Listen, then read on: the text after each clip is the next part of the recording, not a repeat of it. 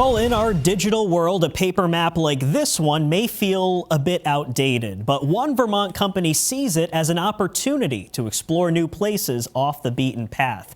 We visited Discovery Map in Waitsfield to see how they bring dozens of destinations to life, one colorful page at a time.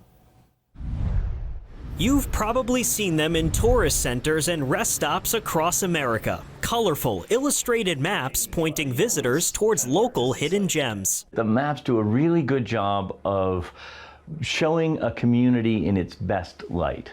Discovery Map covers over 100 locations from coast to coast, but the company's headquarters are based right here in Vermont's Mad River Valley. And I've always had an affinity for Vermont. I was lucky enough to travel a lot in my earlier career, but I always hoped that someday I would end up here. President and CEO Peter Hans remembers how it all started 50 years ago when a Vermonter named Felix carved out a living by publishing his own visitor's guide. He has this Volkswagen Bug with, flower power and stuff painted all over and stuff. And we used to run back and forth to St. Johnsbury in the Bug, even in the dead of winter, to pick up maps and bring them back. Today, Discovery Map prints more than 14 million copies each year, proving an old-fashioned paper map still has a place in this digital world. I think the maps are going to be around for a long time. I think the print form factor suits us really well. As for who draws them, realistically, I should be retired.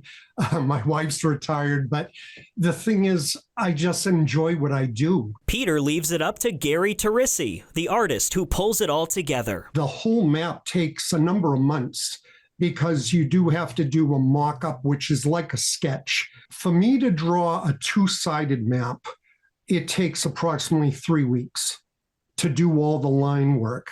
Then it gets sent to the production and they colorize it. But the best part, discovering the finished product himself. When we're on vacation, I almost look for them to see, what stores have them. And I take a look to see how they're printed and things like that. I actually use them because most of the places that I've drawn, I've never been to. A map that might not get you somewhere faster, but lead you somewhere you didn't expect. It's a piece of Vermont's small town spirit spread far beyond its borders.